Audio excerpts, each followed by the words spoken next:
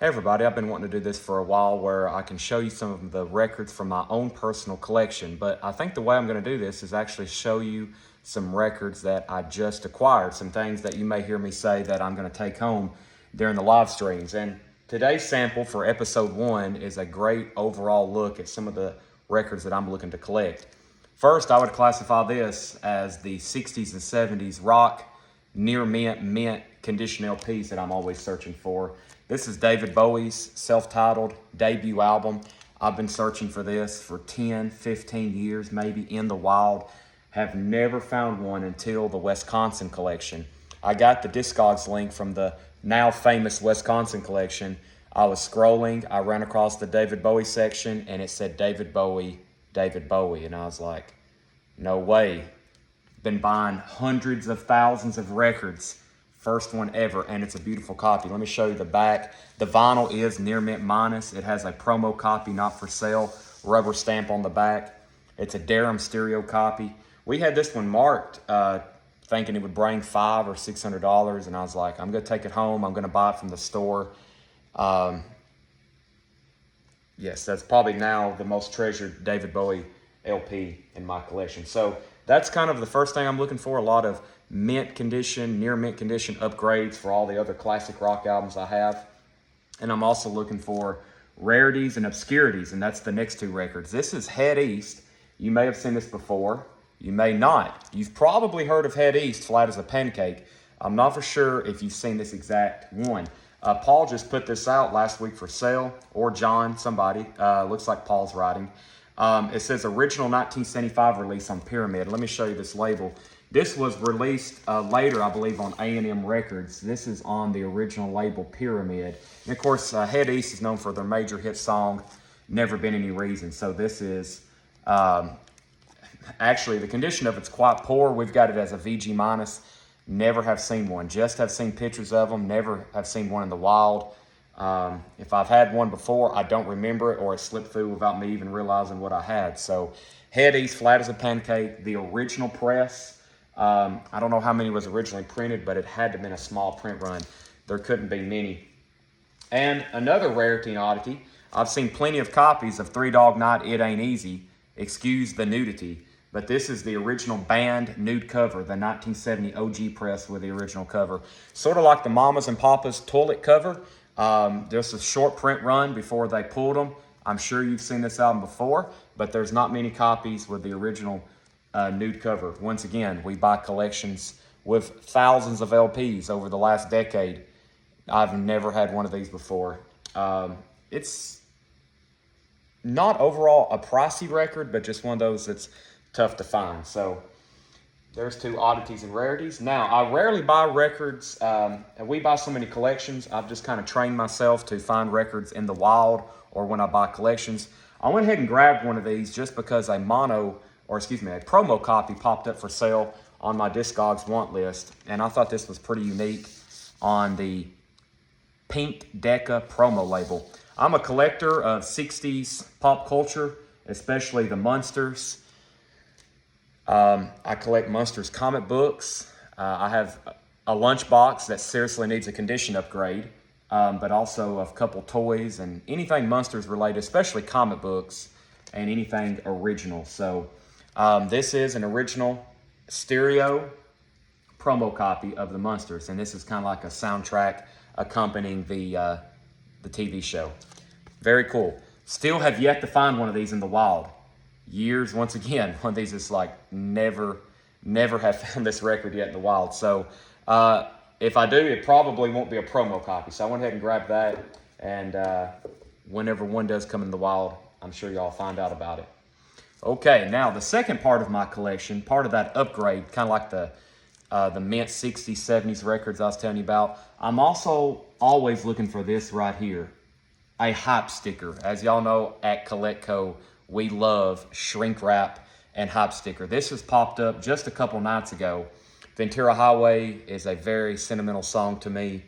This is a beautiful original press in the shrink wrap with the hype sticker. You can get copies of America Homecoming all day long. You won't see too many that are just absolutely just like they were opened, first presses with the hype sticker. that was exciting to find. I saw it in the bin, and my live reaction was like, yep, that's mine. And once again, I think we have a billion copies of Blood, Sweat, and Tears' debut album. But this is, let's see if it's the original label. You know, honestly, yeah, it is. I thought so. It is the original Columbia 2i label. It looks like it is brand new.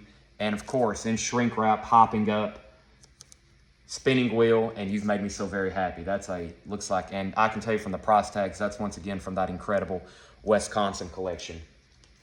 All right, let's see what I have staged next. Yes, Mr. Wayne Titsworth. As y'all know, one of our great longtime customers, Mr. Wayne Titsworth, recently passed away, and it was in his last wishes that we acquire his personal collection and distribute it and sell it through Collectco. Now, I know Wayne had bought several things from us, and I knew when I ran across them, I was going to pull it out and keep them myself. This is one of them, Barrel Full of Monkeys. He bought this from us. It was a grail record to him. He looked for it and looked for it. It's an official Monkeys compilation on Colgems. They don't come through too often. It is on the Colgems label. I believe it is 71. It's a Monkeys compilation. We just don't see it too often. That was in Wayne's collection, and now anytime I see this, I'm going to thank Mr. Wayne. I've got a couple more from his collection. He always encouraged me to listen to this record. He finally brought me a copy. Not too long before he passed away, he dropped off some records to trade in, and this was in there, and it was a note saying, Chad, listen to this. So I've listened to it, of course, the Raiders Collage, and I'm also going to add it and keep it in my personal collection once again as a memento. He was a huge Raiders fan, Paul Revere and the Raiders. This was his favorite album from Paul Revere and the Raiders Collage. And I actually gave this to him as a gift one year. We did some trading. He brought me a couple records I still hadn't found in the collection of his. They're still somewhere in the back. And in return, I gave him this. This was a Pink Floyd grail for him, a copy of Relics. Now, since then, he actually found another copy, but I know this is the one I gave him based on the label and the condition. And I've already got a couple copies of this myself too, but I'll keep this one separate and know that that one came from Wayne. So that's the three collections. 3 records so far I'm keeping from Wayne Titsworth's collection. Yes, so if you're going to learn anything about my collection, Chad Williams collection, you're going to learn that I also collect political and spoken word records, and the main focus is John Fitzgerald Kennedy. President Kennedy records, anything spoken word. I've let some go that I don't think I have, but at this point, I have so many of them, I don't know what I have. But this is Kennedy in Germany. It's a gatefold. I never had seen this before, Kennedy in Germany. But, you know, book, record. Oh, it's even got some inserts with it. So, yeah, this is something that I'd never seen before, Kennedy in Germany. So, obviously a spoken word record, narration as well. But I collect Kennedy records. And like I said, there's also a lot of Lee Harvey Oswald records out there as well. He did an interview in Louisiana, and then after all that got out, it wasn't that well known of an interview until after he became known as Kennedy's assassin, and then people were bootlegging the heck out of that. I was speaking earlier of pop culture records. Here's another one.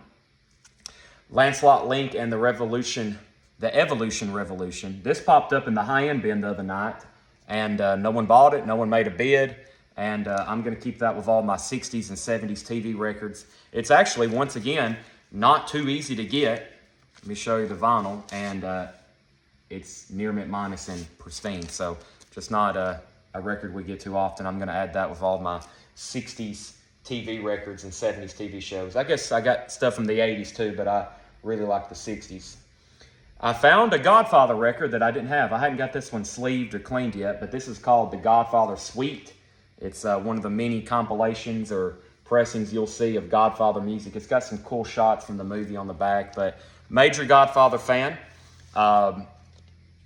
Didn't have that cool shot there of Michael and Vito. So that will go through the rest of my Godfather and Godfather related records.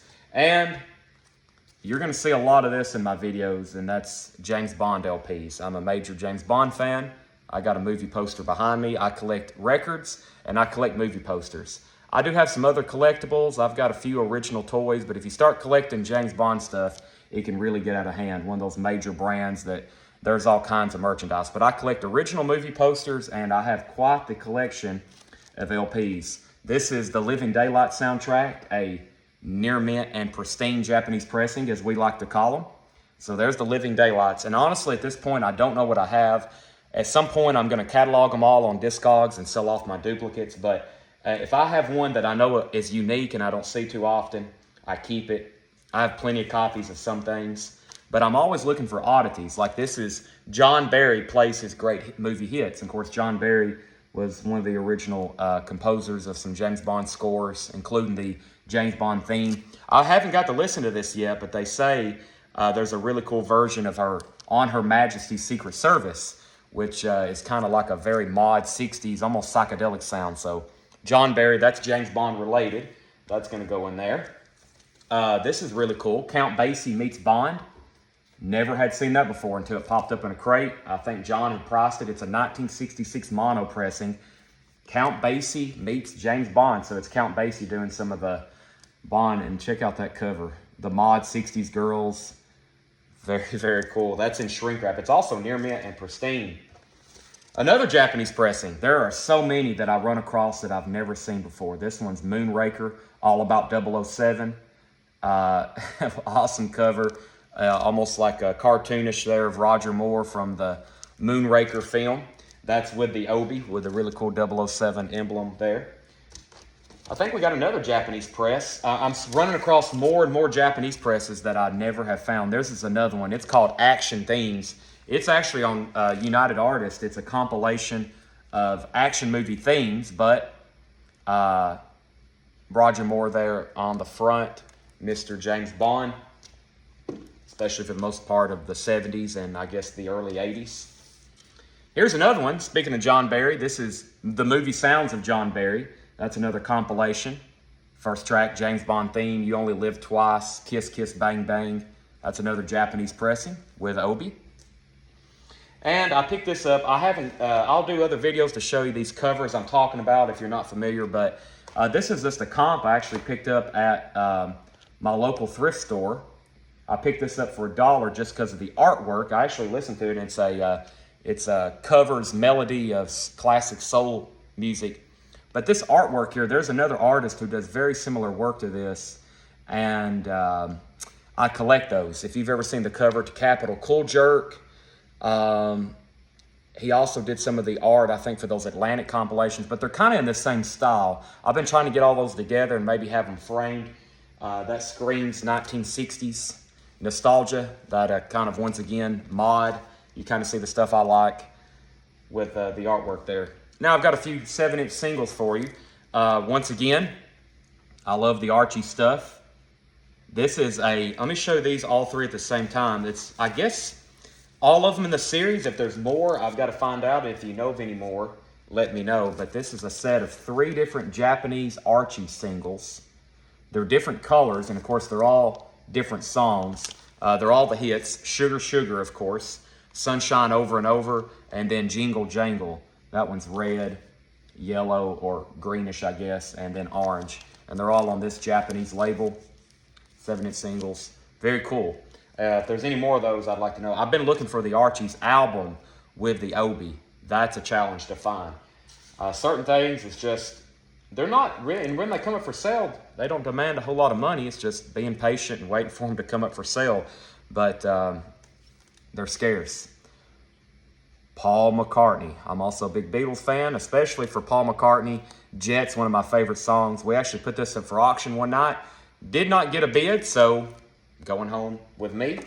And guess what? More James Bond. Check this out. That is From Russia with Love. It's a gold disc, which I think is technically a repress because at that point it would have been a hit. But pretty cool. I think I have like the original single for this. This is like got a gold hue to it. And something that was about to go in a mystery box. So sorry for whoever got a mystery box. I didn't pull anything out except this right here. I was like, we only had it marked originally for $10. It was about to go into a mystery box. But I have this Joe Cocker album. This is Joe Cocker, Delta Lady. I have the UK pressing on the Ziegel or the Regal Zonophone label. That's the OG first press of the Joe Cocker albums, especially his first 2. I have those, and this is the 7-inch single. If I can find that somewhere in my collection, I'm looking upstairs because it's somewhere around here. I'm going to put that in with the jacket, so I have those together. So that's a kind of a episode 1 of some of the stuff that I collect, some of the stuff that I'm looking for. Big James Bond fan. I like mint 60s records especially, and 70s. I don't have a lot of 80s. I do have some. I have way too many albums. I don't even want to say how many. As y'all know, I own a record store, so it can get overwhelming at sometimes. I have to be very selective. So at this point, I'm just looking for upgrades. I have almost everything that I really, at this point, are looking for, but there's a short list of grails and then just cool stuff like this. At this point, I'm just looking for cool, odd, unique records. You'll see as I do more in these videos of what I've collected and what's in that realm. So I hope you've enjoyed. Let me know what you think in the comments. I will do more of these as I bring home records. Unfortunately, stuff you won't be able to buy because I'll probably be keeping them from the store. I'll do these videos and keep you updated. And then every once in a while, I'll do an update of just some stuff from my collection. I'll bring down some stuff and show you some of my rarities and other things like that. I encourage you to do the same. You might not want to make a video, but maybe every once in a while, lay out some of your albums, take some pictures, show us what you collect. That would help me out because I'm always looking to find out what you want so I can sell it to you and find it for you. But also let me know so we can enjoy and share our passion for collecting records. So I'm Chad Williams, Collectco. We sell records live every night on Facebook and YouTube, Monday through Saturday, 10 a.m. 10 a.m. That's what time the store opens. We sell live on Facebook and YouTube from 7 p.m. Central Time, sometimes until midnight, 11, maybe 1 a.m. But we're on there usually 6 nights a week selling records. So wherever you're watching this video, TikTok, Instagram, Facebook, or YouTube, go find us. We sell records every single night. Thousands, hundreds. We have a big community of customers and passionate record collectors. Come find us. Thanks for watching. I'll see you the next time.